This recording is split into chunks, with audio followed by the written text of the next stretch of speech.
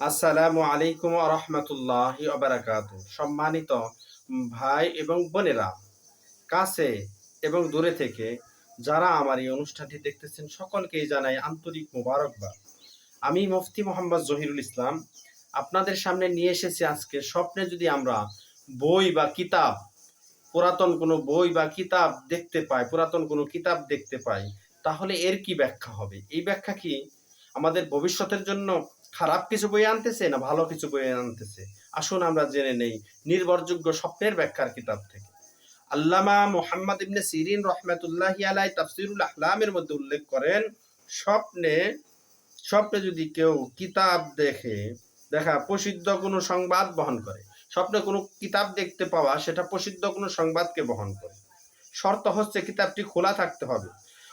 আর এর জন্য শর্ত হলো কিতাবটি খোলা থাকতে হবে। কিতাবটি যদি মহরবদ্ধ থাকে, মহরবদ্ধ অর্থ হলো আটকানো, একেবারে আটকানো থাকে, খোলা যাচ্ছে না, এরকম থাকে যে কোনো গোপন সংবাদ, তাহলে কোনো গোপন সংবাদ উদ্দেশ্য হবে। এই অবস্থায় কিতাবটি যদি বালকের হাতে থাকে তাহলে এটা সুসংবাদ হবে। সুবহানাল্লাহ। যদি এই কিতাবটি যদি বালকের হাতে থাকে তাহলে সুসংবাদ হিসাবে বিবেচিত হবে। কিতাবটি যদি কোনো বালিকার হাতে থাকে অথবা কোনো মেয়ের হাতে থাকে তা ইহা সুসংবাদ ও আনন্দ বিষয়ক কোনো সুসংবাদ হবে। সুবহানাল্লাহ।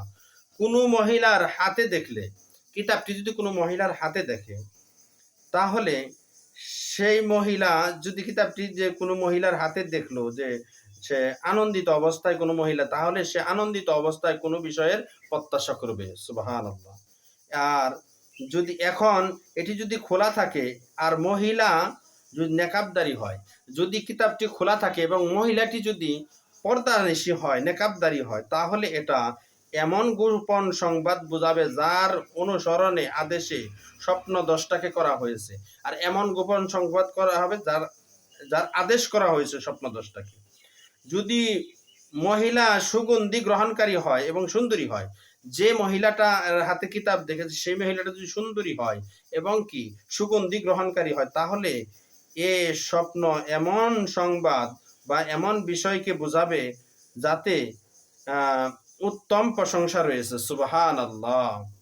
যদি মহিলা হয় জঙ্গলি, জঙ্গলি তাহলে এটি বন্য বিষয়ক কোনো সংবাদ। জঙ্গলি বলতে গেলে যেটা হলো গ্রাম্য বা ময়লা কাপড়, গ্রামের মহিলারা যে রকমের কাপড় পরিধান করে সেরকম সেরকম কাজ করা মহিলা, এরকম যদি বোঝায় তাহলে এটা বোঝাবে। আল্লাহ তাআলা আমাদের সকলকেই এর সঠিক বুঝ দান করুক। আমিন।